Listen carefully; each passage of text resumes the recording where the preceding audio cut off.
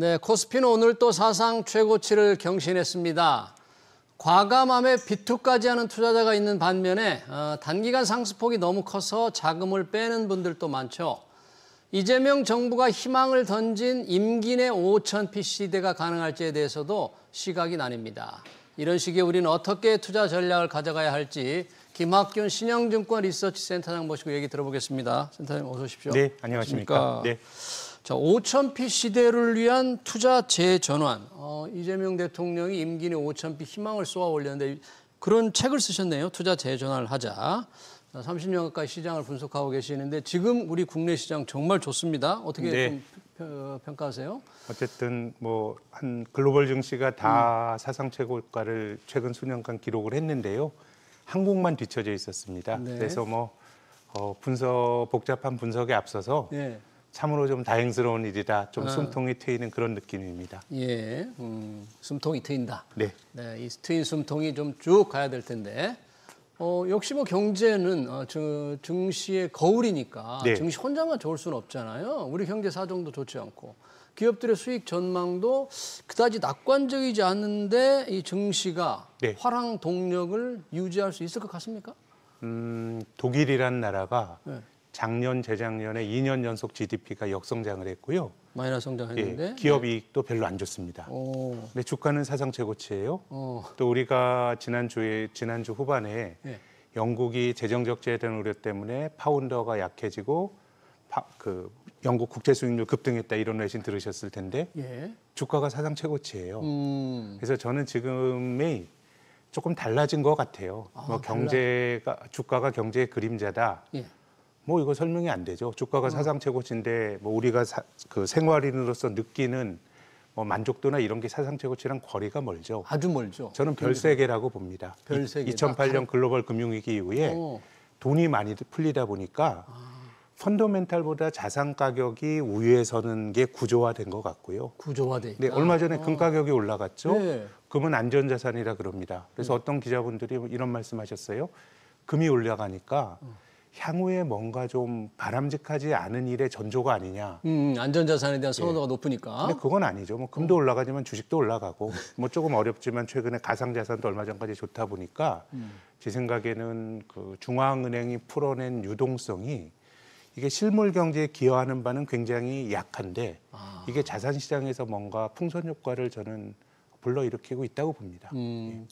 문제는 그런 풍선 효과, 이제 실물 경제 장기적으로 보면 어떻게 보면 실물 경제는 이제 기업 수익과 증시 흐름이 좀 정비례할 것 같은데 그런 풍선이 계속 부풀린 채로 있을 것인가? 아니면 풍선하면 언젠가 터질 네. 수도 있는데 지금 상승 사이클의 이 흐름, 네. 이 흐름이 얼마나 유지될 수 있을까? 뭐 어느 정도 정점이 조금 있지 않을까? 뭐 한국의 경우는요. 뭐 이제 기업 이익에 대한 걱정도 많고 그렇지만은 이제 뭐 올해와 내년 실적 기준으로 이제 PER, 기업 이익과 주가를 비교한 PER이 한 12배 조금 넘는 수준이고 올해와 내년 수익까지 예상해서 12배. 네. 그리고 또 기업이 가지고 있는 자산 대비 주가를 보여주는 PBR은 1.1배 조금 넘는 수준이니까 예. 실은 뭐 이게 버블이라고 말하기는 어렵죠. 굳이 따지면 이제 한국은 디스카운트 영역인데 이제 잠재적인 불안 요인은 미국 시장은 역사적으로 보면 굉장히 비싼 수준인데 예컨대 이제 뭐 미국 시장이 무너지게 되면 그 여파가 뭐 한국으로 옮겨올 수도 있고 뭐 그렇기 때문에 어떤 외부 요인은 상당히 제 생각에는 조금 불안하게 볼 수도 있는데 외부 요인은. 근데 미국 시장 자체도 뭐 지금 몇 년째 버블에 대한 우려 속에서 주가가 올라가는 거니까 그래서 뭐 버블은 터져봐야 알게 되는 건데 조금 무책임한 얘기일 수도 있습니다만은 이제 한국 시장의 랠리가 뭐 일단락 됐다 뭐 이렇게 볼 근거들은 많지 않은 것 같고 최근 시장 흐름을 설명해 보면 저는 지금 이제 펀더멘탈과 자산 가격이 약간 별세계인 것 같다는 말씀을 드렸는데요. 예, 별세계, 다른 지금 세상. 지배구조 개선에 대한 기대가 있죠. 그렇죠. 지금 상법 개정안. 예, 네. 지배구조가 나쁘면 주가가 못 오른다. 이런 인과성은 있습니다. 근데 지배구조가 좋다 그래서 기업이 돈을 잘 번다? 이런 인과성은 전 약한 것 같아요. 지배구조 개선되고 좋다고 해서 수익성이 좋은 건 아니다. 그건 어떻게 보면 부를 나누는 문제고 어떻게 보면 우리 주주들에게 지배주주들이 함부로 행동했던 것에 비정상이 정상화되는 거니까 어떻게 보면 지배구조 개선이라고 하는 게 이익을 늘리는 것과는 제 생각엔 인과성이 떨어지는 것 같고요. 또 두 번째로 최근에 주가가 많이 올라갈 수 있었던 요인은 달러 가치가 좀 약해진 면이 있었습니다. 달러 가치가 정말 최근에 그래요. 원달러 환율이 뭐 조금 올라가긴 했지만 네. 우리가 올 봄까지만 하더라도 1,500원 뭐 돌파하는 거 아니냐 이런 생각이 있었는데 네. 이제 원달러 환율이 떨어지면 이건 뭐 달러 약세가 나타나게 되면 비달러 자산에 대한 선호가 높아지는 역사적 경험들이 많습니다. 달러가 떨어지면 그럼 다른 통화 자산. 그렇죠. 달러 표시로 그 표시가 된 자산을 사기보다 미국 밖의 자산을 사는 경우들이 많았죠. 그래서 올해는 미국 시장도 굉장히 강하지만 한국처럼 미국 밖의 성과가 지금 더 좋거든요. 그럼 이 두 가지를 한번 보면 지배구조에서는 펀더멘탈 개선과 직접적인 인과관계가 없는 것 같다는 말씀 드렸고 예. 또 두 번째는 달러 가치가 약해지는 과정에서 비달러 자산에 대한 선호가 강해지는 것도 사실은 환율이 변하면서 기계적으로 나타나는 예. 제가 지금 말씀드리는 거는 원화 강세란 말씀을 안 드렸고요. 네, 달러 약세라고 예, 말씀드렸어요. 달러 약세. 뭐 우리 수출이 잘 되고 이래서 원화가 강해지는 게 아니고 미국의 재정 적자에 대한 우려 또 미국이 무역 수지 적자를 좀 해결하기 위해서 인위적으로 약달러를 만드는 거 이게 다 미국발 요인 때문에 환율이 떨어졌으니까 달러 약세거든요.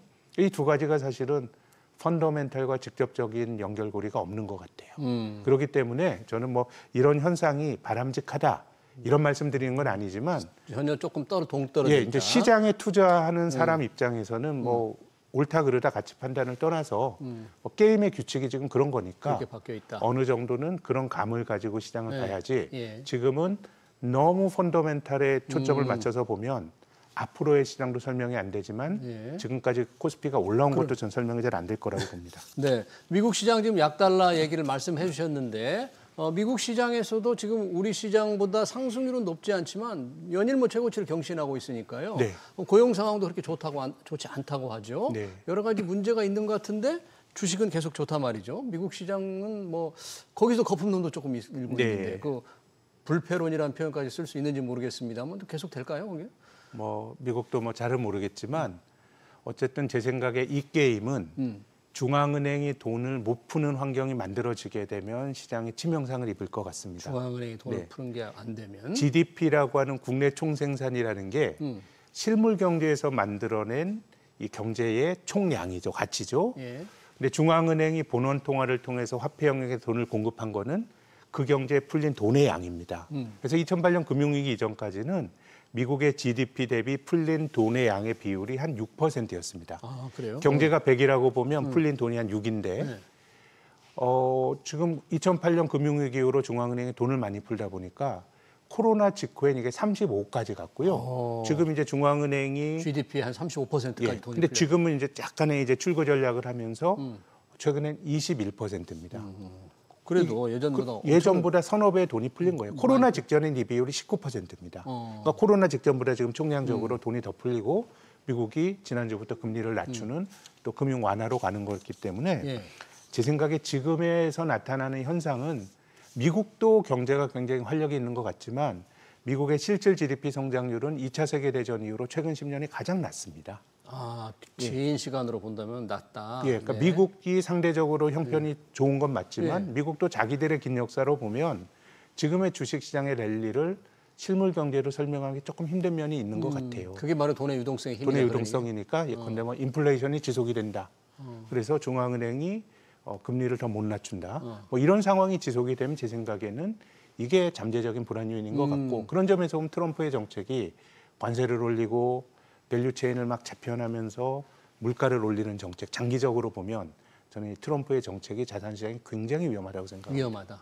그런데 현재로서는 미국이 계속 이제 금리 인하를 이번에 시작했잖아요. 네. 좀 당분간 계속 갈 거잖아요. 돈을 좀 싸게 더 풀겠다는 거죠.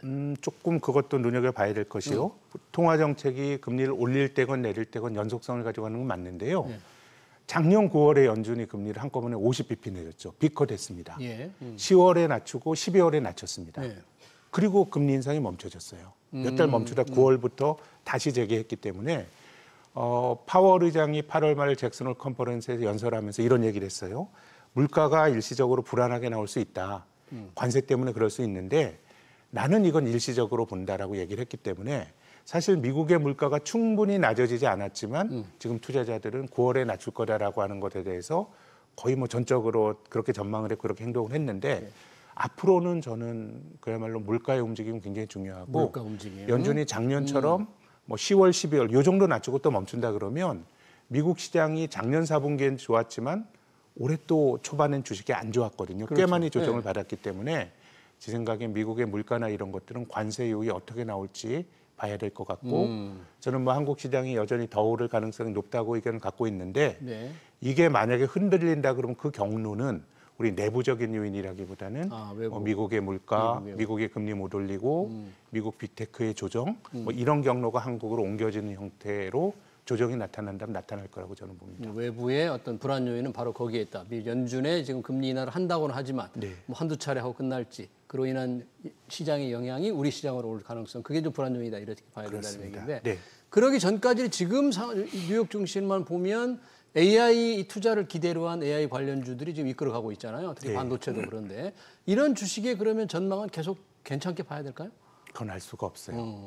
기업은 굉장히 좋지만 밸류에이션이 비싼 게 맞으니까 그 미래의 밝은 성장성을 주가가 얼마나 투영하고 있는지 사실 이게 늘 문제거든요. 예. 그래서 사람들이 집단적으로 쏠림이 있을 때는 아무리 비싸도 주가가 계속 올라가는데 그래서 저는 이런 류의 주식은 예단할 필요가 없다고 봐요. 이게 버블이라고 하더라도 예. 버블이 훨씬 더 부풀어 오른 다음에 터질 수도 있거든요. 버블은 몇 년 갈 수도 있어요. 그러니까 예단하는 것보다는 일단 주가가 조정을 받는 모습을 보고 꺾이는 모습으로 그때 판단해야 되는데 꺾이는 모습을 보고 그게 바로 이제 떨어지는 어깨죠. 우리가 주식을 그 머리가 아니라 어깨에 팔란 이야기가 내가 주식을 10,000원에 샀는데 한 15,000원 됐어요. 50% 벌었으니까 이제 팔자 겸양의 미덕이 아니고요. 50% 올랐지만 그게 어깨가 아니고 허리일 수 있어요. 2만 원이 가고 3만 원 더 갈 수 있어요. 근데 이제 중요한 거는 강세장은 많이 오르고 조정은 조금 받는 게 강세장이고요. 약세장으로 반전이 될 땐 조정이 일단 세게 나타나요. 그럼 이제 그때 한번 판단을 그 어깨는 올라가는 어깨가 아니고 떨어지는 어깨입니다. 떨어지는 어깨에서 예컨대 빅테크 기업이 한 20% 정도 조정을 받았다. 그럼 이제 그때 한번 고민을 그때 해봐야 되는 거죠. 팔지 말지를 고민하라. 근데 이것이 실사 버블이라고 하더라도 이게 버블이 언제 터질지 알 수 있는 방법은 없어요. 그래서 예단하는 것보다는 시장이 주는 사인을 보면서 그때쯤에 한번 의사결정을 잘 내리는 게 필요하지 않을까 생각합니다. 그런 AI에 대한 투자 기대감 때문에 우리 시장에서 뭐 반도체주가 정말 아주 기세 좋은데 특히 삼성전자가 SK하이닉스보다 훨씬 더 좋은 것 같아요. 외국인들이 집중적으로 매수하는 게 이번에 뭐 HBM, 엔비디아 뭐 이겁니까? 예. 지금 뭐 삼성전자뿐만 아니라 글로벌 메모리 업체 중에 빅3가 최근에는 SK하이닉스가 단연 잘 나갔고 삼성전자와 그리고 마이크론 테크놀로지가 그 뒤에 있었는데 최근에 마이크론 테크놀로지 주가가 뭐 지금 삼성전자 주가 굉장히 유사합니다. 이게 좀 이제 확산이 되는. 그러니까 AI 자체가 뭔가 이 성장의 길로 가고 있다라고 하는 건 논란의 여지가 없는 것 같아요. 브로드컴, 오라클 다 비슷한 실적을 내고 있기 때문에 이게 좀 확산이 되는 건데 그래도 제 생각에는 글로벌 테크 주식은 결국 엔비디아가 좀 중요할 것 같아요. 엔비디아를 봐라. 엔비디아가 꺾이면 다 같이 꺾이는 모습이 나오지 않을까 생각을 합니다.